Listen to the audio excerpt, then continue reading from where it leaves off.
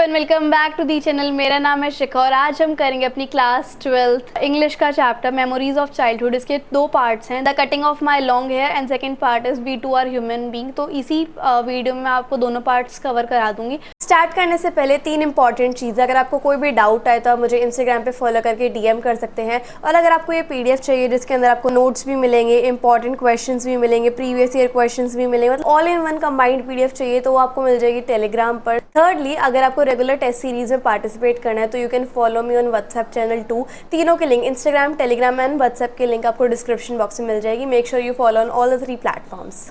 तो हम स्टार्ट करते हैं फर्स्ट पार्ट से, the cutting of my long hair. Writer जो है वो लैंड ऑफ एप्पल्स में अपना पहला दिन डिस्क्राइब करते हैं। लैंड ऑफ एप्पल्स कौन सा था? साउथ अमेरिका, जो कि बहुत एक्सट्रीम कोल्ड था। जो पूरा ग्राउंड है वो स्नो से कवर था, लेकिन ट्रीज़ जो है वो स्नो से कवर नहीं थे।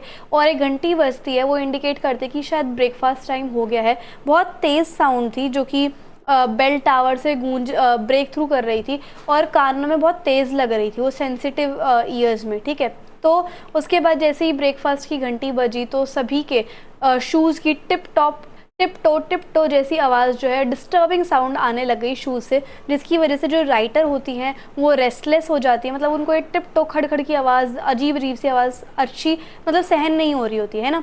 हर जगह कंटिन्यूस नॉइज़ होती है और जो जूतों की आवाज़ एक दूसरे से क्लैश कर रही होती हैं। लोग वहाँ पर एक अननोन लैंग्वेज में बात कर रहे होते हैं। राइटर को समझ नहीं आ रहा होता कि वो किस लैंग्वेज में बात कर रहे हैं। राइटर को ये लग रहा होता है कि उनकी फ्रीडम जो है वो छिन चुकी है। फिर एक वुमेन आती है जिनका येलो कलर का फेस होता है, येलो फेस होता है, वाइट कलर के हेयर होती हैं। वो जाती हैं ऊपर गर्ल्स को देखने के लिए। जिटकाला भी गर्ल्स की जो राइटर होती है, जो ऑथर होती है, वो लाइन्स ऑफ गर्ल्स में लगी होती हैं और वो सारी की सारी गर्ल्स लाइन में लग के डाइनिंग हॉल की तरफ जा रही होती हैं क्योंकि ब्रेकफास्ट की घंटी बज चुकी थी। ठीक है, वो ये बताती हैं कि वहाँ पर इंडियन गर्ल्स भी थी उस स्कूल में जिनको हार्ड शूज़ और टाइट ड्रेसेस पहना दी गई थी। उनको बोला गया था कि तुम्हें tight dresses and hard shoes पहननी है क्योंकि यही हमारा ड्रेस कोड है। तो जो स्मॉल गर्ल्स थी उनको स्लीव्ड एप्रन्स पहनाए गए थे। उनके जो हेयर्स थे वो शॉर्ट कट थे। ठीक है, शॉर्ट कटेड थे। तो जिटकाला जो है वो वॉक कर रही थी बिना अपनी शूज़ की नॉइज़ करे हुए। उन्हें बहुत शर्म आई जब उनके शोल्डर से उनका एक ब्लैंकेट या फिर आप स्कार्फ बोल सकते हो, शॉल बोल सकते हो, वो रिमूव कर दिया गया। ठीक है, और ऑल अदर इंडियन गर्ल्स, और जो बाकी इंडियन गर्ल्स थी वो इनडिसेंट लग रही थी राइटर को या फिर जिटकाला को क्योंकि सबने टाइट क्लोथ्स पहने हुए थे। राइटर के अकॉर्डिंग टाइट क्लोथ्स पहनना एक अच्छी चीज़ नहीं थी। वो सारे के सारे डाइनिंग रूम में जा रहे थे और अपोजिट डोर से बॉयज़ आ रहे थे। तो राइटर ने उन 3 बॉयज़ को नोटिस किया। वो बहुत ब्रेव थे। क्यों? क्योंकि वो भी इस नए स्कूल में न्यू थे और उन्होंने भी वैसी ड्रेस नहीं पहनी हुई थी जैसी बाकियों ने पहनी हुई थी। वो जो है उसके पीछे, जिटकाला के पीछे खड़े हुए थे। वो भी जिटकाला की तरह कंफर्टेबल नहीं थे स्कूल के अंदर। एक छोटी सी घंटी फिर से बजती है और जो स्टूडेंट्स होते हैं उन्होंने अपनी चेयर को ड्रैग किया। राइटर ने भी बाकी बच्चों को देखकर अपनी चेयर को ड्रैग किया और वो फटाफट से बैठ गई। लेकिन जैसे ही वो बैठी तो सबके सब उसको देखने लग गए घूर घूर के कि ये बैठ क्यों गई। और फिर उस नेक्स्ट बेल जो है वो बजती है और सारे के सारे तब बैठते हैं, मतलब बेल के बाद बैठते हैं। लेकिन जिटकाला बिना बेल बजे ही पहले ही बैठ गई थी क्योंकि वो फर्स्ट है ना, new first day. So the next bell ranged and all other seated themself. तो अगली बेल बजी और सब के सब बैठ गए। ठीक है, and writer also did it once again just to mend her mistake. उसके बाद वो राइटर दोबारा बैठ गई ताकि वो अपनी मिस्टेक को सुधार सके। सडनली एक मैनली वॉइस आती है रूम के कॉर्नर से, डाइनिंग रूम के कॉर्नर से एक मैनली आवाज़ आती है। वो उस मैन को देखने की कोशिश कर रही होती हैं लेकिन सब के सब अपनी प्लेट्स की तरफ देख रहे होते हैं। तो while she was looking at them, तो जैसे वो सबको देख रही होती है उस मैनली आवाज़ को पहचान रही होती है कि बोल कौन रहा है। एक्चुअली में उस स्पीकर में बोल रहे होंगे कोई ना कोई, बट वो देख रही होती है कि आवाज़ कहाँ से आ रही है। तो जैसे वो हर जगह देख रही होती है तो उसने देखा कि ये जो येलो फेस वुमेन थी वो उसकी तरफ बार बार देखे जा रही है, जिटकाला की तरफ। तो जिटकाला ने जैसे जिटकाला को थोड़ा ऑकवर्ड फील हो रहा था कि कोई उसे इतने गंदी तरीके से देख रहा है, तो उसे अनकंफर्टेबल फील हो रहा था। तो उसने अपनी आइज़ जो नीचे झुका ली थी। ठीक है, अब जो मैन की आवाज़ आई थी वो रुक जाती है और फिर अचानक से एक बेल बज जाती है 3rd टाइम। ठीक है, और सब के सब अपने जो कांटे होते हैं, जो चाकू होते हैं यानी कि फॉर्क एंड नाइफ्स, वो पिक कर लेते हैं। राइटर बहुत डर जाती है और वो रोने लग जाती है क्योंकि उसे देखता है कि ये चाकू और कांटे से खाना कितना मुश्किल टास्क है, ठीक है। राइटर रोने इसलिए लग जाती क्योंकि एक तो उसके लिए चैलेंजिंग टास्क था ही कि उसे ऐसे खाना पड़ेगा, ठीक है, बट उसे एक और चीज़ से रोना आ गया जो कि उसकी फ्रेंड ने बताया। एक्चुअल में जुडविन की ज़िटकाला की फ्रेंड होती है जुडविन, और जुडविन ने क्या बताया कि उसे थोड़े बहुत समझ में आ रहे थे जुडविन को इंग्लिश के वर्ड्स। उन्होंने ये सुना जुडविन ने कि ये जो पेल फेस वुमेन है, येलो फेस वुमेन है, ये कह रही है कि इन लड़कियों के जो हेयर्स है, यानी कि जुडविन के भी और ज़िटकाला के भी, वो काट दिए जाएंगे, शॉर्ट कर दिए जाएंगे। तो एक तो इस वजह से, और दूसरा ये जो खाने का चैलेंज था नाइफ एंड फोक से, इन दोनों की वजह से वो रोने लग गई थी। राइटर नहीं चाहती थी कि उनके बाल कटे शॉर्ट हो, क्योंकि उनके कल्चर में बाल शॉर्ट वही कराता है या बाल कट वही कराता है जो कि या तो किसी की डेथ हो जाती है तब बाल कटते हैं, या फिर कोई अगर बहुत ही ज़्यादा कायर है, कॉवर्ड है, वो अपने बाल छोटे कराता है, कट करता है। तो ज़िटकाला ना तो कायर है, ना ही उसके घर में किसी की डेथ हुई है, तो वो अपने क्यों बाल कटवाए। तो बोथ जुडविन और ज़िटकाला डिस्कस करते हैं कि अब हमारी किस्मत हमें कहाँ ले जाएगी, हमारे तो बाल अब छोटे होने वाले हैं। तो जुडविन तो एग्री कर लेते कि ठीक है, हायर अथॉरिटीज़ ने कहा है तो हमारे चाहने या ना चाहने से तो कुछ नहीं होगा, तो मैं तो कटवा ही लूँगी। लेकिन जो ज़िटकाला होती है वो स्कूल अथॉरिटीज़ से अगेंस्ट में जाने की सोचती है, ठीक है। She went up stairs very quickly, वो जाती है स्टेयर्स में बहुत धीरे धीरे कि कोई नोटिस ना कर पाए, इतनी धीरे धीरे जाती है। और उसके बाद she was trying to walk very quickly, वो इतने धीरे धीरे अपना एक एक कदम रखती है कि कोई पहचान ना पाए कि कोई ऊपर जा रहा है, क्योंकि उसके जो मोकैसिन्स होते हैं, मोकैसिन्स मतलब फ्लैट और कंफर्टेबल शूज़, वो निकलवा लिए गए थे और उसको एक टाइट फिटिंग शूज़ पहना दिए गए थे, जिससे कि मतलब थोड़ी बहुत आवाज़ आती है वॉक करते वक्त, ठीक है। तो उसने हॉल को क्रॉस किया और रूम में गई विदाउट नोइंग, और किसी को पता नहीं चला कि वो जा रही है। फिर वो एक रूम में एंटर करती हैं जहाँ पर 3 बेड थे और ग्रीन कलर के पर्दे लगे हुए थे जो रूम को डार्क बना रहे थे। वो एक बेड के नीचे घुस जाती है और अपने आप को छुपा लेती है, क्योंकि वो नहीं चाहती कि उसके बाल जो है वो कट जाएँ। फिर राइटर जो है वो कांपने लग जाती है, क्योंकि उसे पता लग जाता है कि लोग जो है उसे ढूंढने के लिए आ रहे हैं, ठीक है।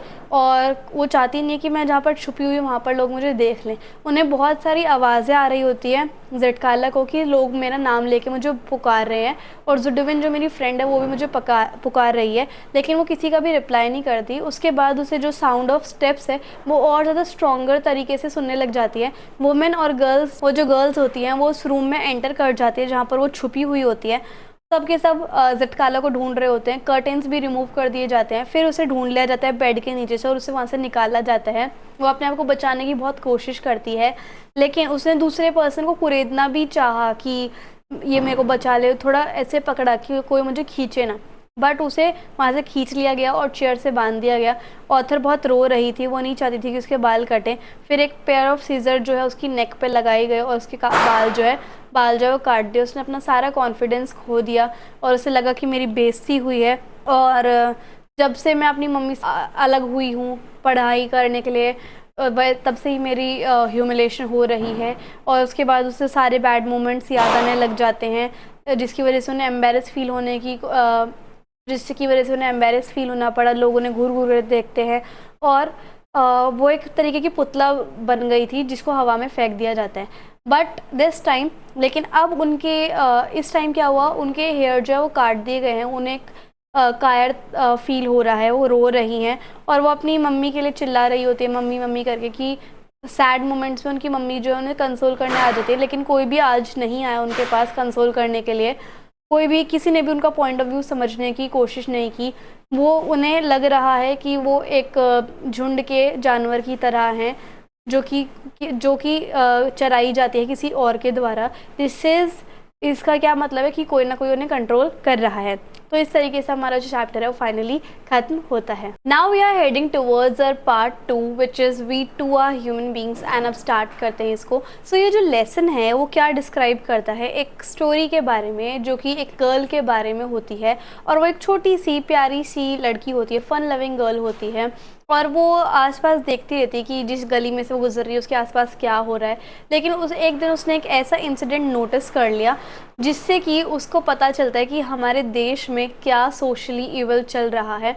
और वो सोशल इवल क्या था, प्रैक्टिस ऑफ अनटचेबिलिटी। ठीक है, सो ऑथर कौन होती हैं इस लेसन की? बामा, जो कि एक तमिल की दलित वुमेन होती हैं और उन्होंने इस स्टोरी को लिखा हुआ है। राइटर कहती हैं कि जब वो अपनी 3rd क्लास में स्टूडेंट थी तो उन्होंने कभी भी किसी को खुलेआम अनटचेबिलिटी के बारे में बोलते हुए नहीं सुना था, लेकिन उससे पहले ही उसने देख लिया था अनटचेबिलिटी के बारे में, उसको फील कर लिया था।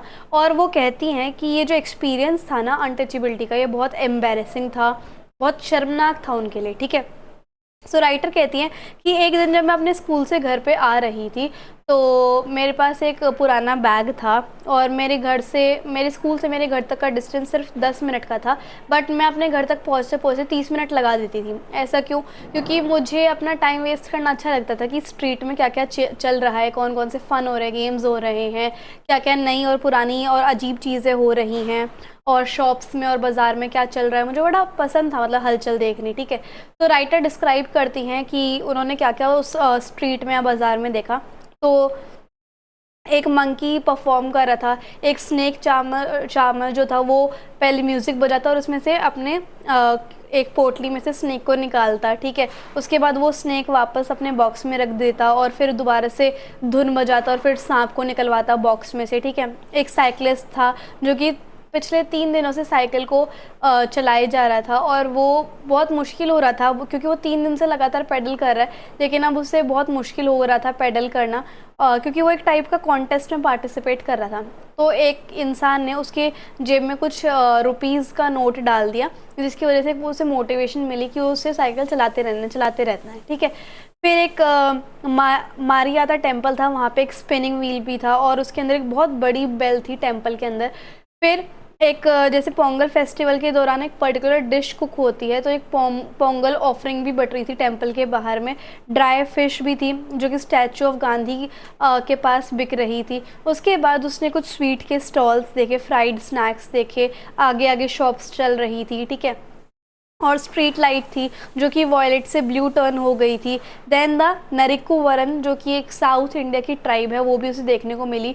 उस नरिकुवरन ट्राइब में क्या था, उनके हाथ में एक लेमर था जो कि मंकी जैसा एनिमल होता है पिंजरे में, और वो सुई, क्ले बीड्स और कुछ कान साफ करने के इंस्ट्रूमेंट को बेच रहे थे। उनके पास बहुत सारे, और उसके बाद उन्होंने बामा ने काफ़ी सारी दूसरी चीज़ों को भी देखा जो उसके लिए बहुत ज़्यादा एंटरटेनिंग थी और वो अपने घर जाने को बिल्कुल भूल ही गई थी। उन्हें बड़ा मज़ा आ रहा था बाज़ार में। ठीक है, राइटर कहती हैं कभी कभी पॉलिटिकल पार्टी से लोग आते थे गली में और वो एक स्टेज लगवाते थे ताकि वो अपने लेक्चर्स को डिलीवर कर पाएँ, लेकिन कभी कभी स्ट्रीट प्ले, पपेट शो और no magic no wonder act भी हुआ करते गलियों में। सो बेसिकली काफ़ी सारे एक्ट हुआ करते हैं हमारी गलियों में रेगुलर बेसिस पे।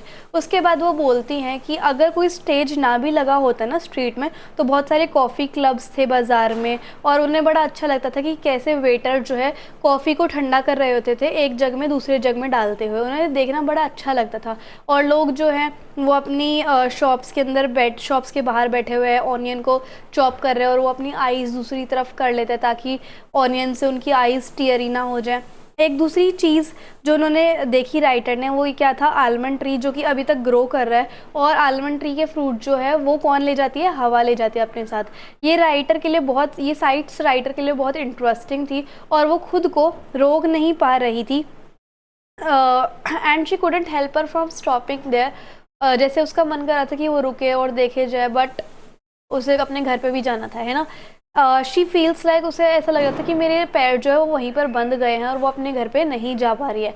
There were sellers of various thing, मतलब बाज़ार में बहुत सारी चीज़ों के सेलर्स थे, वो सब सीज़न के आधार पे आइटम बेच रहे थे, जैसे mango, cucumber, sugarcane, sweet potato, palm shoots, gram, palm syrup, guavas, jackfruit for sale. ठीक है, इवन राइटर ने भी बहुत सारे सेलर्स को देखा जो कि स्वीट और स्पाइसी स्नैक, पायसम और हलवा, बॉइल्ड टैमरिंड सेंड और आइस्ड लॉलीज़ को बेच रहे थे। सो राइटर जो बहुत अच्छी ऑब्जर्वर थी और उसने हर एक चीज़ को देखा जो कि मार्केट स्ट्रीट में हो रहा है। तो राइटर ने बहुत सारी स्किट्स और ब्यूटीफुल चीज़ों को भी देखा अपने पूरे दिन में, और वो फिर अपनी खुद की गली में पहुंच गई जहाँ पर वो रहती हैं। ठीक है, तो गली के अपोजिट साइड में एक नया थ्रेशिंग फ्लोर बना है और वहाँ पे क्या हो रहा था, जो ग्रेन होता है, जो अनाज होता है या फिर जो गेहूं का दाना होता है उससे थोड़ा सा जो अनवांटेड ग्रास नहीं आ जाती जिसको स्ट्रॉ बोलते हैं, फूस जिसको कहते हैं, उसे अलग किया जा रहा था उसे उस थ्रेशिंग फ्लोर से। थ्रेशिंग के और ये ग्रेन को स्ट्रॉ से अलग कर देना है, ठीक है। जो हमारे जैसे थोड़ा बहुत कूड़ा वगैरह आ जाता है या फिर अनवांटेड ग्रास आ जाती है ग्रेन के साथ, सूखी हुई घास, वो अलग कर दी जाती है थ्रेशिंग की हेल्प से, ठीक है। तो लैंडलॉर्ड जो था वो तो आराम से, जो मतलब खेत का मालिक था, वो तो आराम से एक स्टोन शेल्फ पे बैठा हुआ था और वो उसके खेत में जितने लोग काम कर रहे थे उनको देखे जा रहा था। उसके बाद वो लेबरर को डिस्क्राइब करती हैं जो उस लैंडलॉर्ड के फील्ड में काम कर रहे होते हैं। वो बेसिकली राइटर यानी कि बामा की कम्युनिटी के ही होते हैं, बहुत हार्ड वर्किंग होते हैं वो, और वो कैटल को पैर में चला रहे थे फील्ड में ताकि वो गेहूँ से, ग्रेन से स्टाफ को गेहूं से स्ट्रॉ को अलग कर लें, ठीक है। They were doing so to separate the grain from the straw. वो इसलिए ऐसे मतलब केटल को पेयर्स में इसलिए चला रहे थे ताकि वो गेहूं को, ग्रेन को और स्ट्रॉ को अलग कर ले, ठीक है। फर्दर वो कहती हैं कि जो एनिमल का माउथ था ना वो कवर किया गया हुआ था ताकि वो ग्रेन्स को खा ना जाए, और वो उसके लिए बहुत फन एक्टिविटी थी। उसके बाद वो एक एल्डर पर्सन को देखती हैं जो कि बेसिकली बामा का नेबर ही होता है। वो बाज़ार से आ रहा होता है और उसके पास एक पैकेट होता है उस नेबर के पास जिसके अंदर कुछ स्नैक था। तो जिस तरीके से उस ओल्ड मैन ने उस पैकेट को पकड़ा था उसकी वजह से बामा की हंसी निकल गई और उसने उस पैकेट को अपनी बॉडी से थोड़ा आगे डिस्टेंस में पकड़ा हुआ था। और वो कहती हैं कि उस पैकेट में या तो वडाई होंगी या फिर ग्रीन बनाना भाजी होगी, ठीक है। उसने ऐसा इसलिए गैस कर लिया क्योंकि पैकेट के बाहर ऑयली स्पॉट्स लगे हुए थे। और उस मैन ने, उस ओल्ड मैन ने जो कि बामा का नेबर होता है, उसने उस पैकेट को थ्रेड से, धागों से पकड़ा हुआ था। इसके तो उससे राइटर सोचने लग गई कि इसने तो, अगर जैसे इन ओल्ड मैन ने इस पैकेट को पकड़ा हुआ है धागों की हेल्प से, इसकी वजह से तो सारा सामान गिर जाएगा। तो ओल्ड मैन जो है उस लैंडलॉर्ड के पास जाते हैं और वो उन लैंडलॉर्ड के आगे झुक जाते हैं ताकि वो रिस्पेक्ट शो कर सके लैंडलॉर्ड को। और जो उन्होंने कैरी बैग पकड़ा हुआ था धागों की हेल्प से, उस लैंडलॉर्ड को पकड़ा दिया। लैंडलॉर्ड ने पार्सल ले लिया और उसके अंदर से वडाइस निकाल ली और खा ली। ये सब देखने के बाद वो बामा अपने घर चली जाती है। उसने अपना सारा इंसिडेंट ओल्ड मैन का अपने बड़े भाई को बताया। वो बहुत हंस रही होती है कि कैसे एक इतना बड़ा आदमी उस पैकेट को हैंडल कर रहा होता है। लेकिन अनान जो उसका भाई होता है उसे ये चीज़ फ़नी नहीं लगती। वो कहते हैं कि बामा, वो मैन फ़नी नहीं था, वो इसलिए ऐसा कर रहा था क्योंकि वो लोअर कास्ट से बिलोंग करते हैं, ठीक है। जो अपर कास्ट के लोग होते हैं वो अगर डू नॉट टच अस, वो लोअर कास्ट को टच नहीं करते क्योंकि अगर वो हमें टच कर लेंगे तो वो इम्प्योर हो जाएंगे। इवन अगर लोअर कास्ट अपर कास्ट के लिए फूड भी लेके आ रही है तो भी वो धागे से पकड़ के लेके आएंगी, ठीक है। और इसलिए वो ओल्ड मैन वो पार्सल जो है वो धागे से, स्ट्रिंग से पकड़ के ला रहा था। तो जैसे ही बामा ने अपने भाई की सारी बातें सुनी तो राइटर जो है बहुत सैड हो गई। वो कहती हैं कि कैसे अपर कास्ट के लोगों उनकी हिम्मत कैसे होती है कि वो हमारी कम्युनिटी के बारे में ऐसा बिलीव रख सकते हैं। वो कहती हैं कि जो वडाइज होती है जो उन्होंने खाई वो सबसे पहले बनाना लीफ में पैक होती है, देन पार्सल में, तो हमारे टच करने से वो पॉल्यूट कैसे हो सकती हैं। उन्हें बहुत गुस्सा आता है और वो कहती हैं कि अब तो मैं खुद जाके उन वडाइज को टच करूँगी। वो क्वेश्चन खुद से करती हैं कि हमें क्यों जाना है और अपर कास्ट के लिए हम क्यों चीज़ें लेके आए, ठीक है। उन्हें बहुत बुरा लगता है कि इतने बड़े इंसान जो कि हमारी कम्युनिटी के, हमारी ट्राइब के इतने इंपॉर्टेंट इंसान हैं, उन्हें ऐसे झुकना पड़ रहा है किसी लैंडलॉर्ड के आगे, वो भी रिस्पेक्ट देने के लिए, ठीक है। और उन्हें बड़ा गुस्सा आ जाता है। सो ऑथर जो है वो ये कहती हैं कि अपर कास्ट वाले लोगों के पास कुछ पैसे हैं तो क्या हो गया, इसका मतलब ये थोड़े ना कि वो हमें अच्छे से ट्रीट नहीं करेंगे। शी सेज दैट हम भी ह्यूमन बींग्स है, we too are human beings, और हमें भी ह्यूमन की तरह ट्रीट करना चाहिए। शी ऑल्सो थिंक दैट कि जो मेरी कम्युनिटी के लोग हैं वो ऐसे छोटे काम नहीं करेंगे कि बड़े अपर कास्ट लोगों के लिए खाना लाने के लिए। हमें बस इतना काम करना है कि उनके खेत में काम करेंगे, अपनी वेजेस लेंगे और वहाँ से चले जाएंगे। हमें कोई एक्स्ट्रा काम करने की ज़रूरत नहीं है उनके लिए। तो राइटर का जो एल्डर ब्रदर होता है वो छुट्टियों में अपने घर आया होता है। वो एक्चुअल में एक यूनिवर्सिटी का स्टूडेंट होता है। वो नेबरिंग विलेज से अपने घर की तरफ आ रहा था और उसने लाइब्रेरी से कुछ बुक्स भी ले ली थी, ठीक है। वो एक इरिगेशन पॉन्ड के थ्रू जा रहा होता है, तभी एक इंसान ने, जो कि लैंडलॉर्ड ही होता है, उसने अनान को रोक लिया और उससे पूछा कि तुम्हारा नाम क्या है। तो अनान ने बोला मेरा नाम अनान है। उसके बाद उन्होंने पूछा लैंडलॉर्ड ने कि तुम किस गली में रहते हो, ताकि वो उसकी कास्ट जान सके लैंडलॉर्ड। तो अनान ने सारा इंसिडेंट जो है वो बामा को बताया, राइटर को बताया। वो कहते हैं कि हम जो है एक लोअर कास्ट में बॉर्न हुए हैं, इसलिए हमें कभी भी अपर कास्ट से रिस्पेक्ट नहीं मिल सकती, हम जो है रिस्पेक्ट के डिप्राइव्ड है। लेकिन अगर हम अच्छे से पढ़ाई करेंगे और अपनी लाइफ में प्रोग्रेस लेके आएंगे तो हम जो है इस डिसरिस्पेक्ट को फेंक सकते हैं। तो अपनी सिस्टर को सजेस्ट करते हैं कि वो स्टडी हार्ड करे और अपने लिए एक रिस्पेक्ट अर्न करे, दूसरों की कंपनी गैदर करें। तो ये जो उनके बड़े भाई ने उनको ये शब्द कहे थे, वो उनको डीपली टच हो गए और वो बिल्कुल मैड पर्सन की तरह बहुत हार्ड वर्क करने लग गई और बहुत ही ज़्यादा पढ़ाई करने लग गई। और अनान की वजह से वो क्लास में फर्स्ट भी आई बामा अपने, और इसकी वजह से उनके बहुत सारे फ्रेंड्स बन गए। तो इस तरीके से हमारी जो स्टोरी है फाइनली खत्म होती है। सो आई होप आपको वीडियो और एक्सप्लेनेशन बहुत अच्छी लगी होगी। So if you like the video and the explanation then please like, share, comment and subscribe the channel. Also follow on all the platforms. Thank you so much.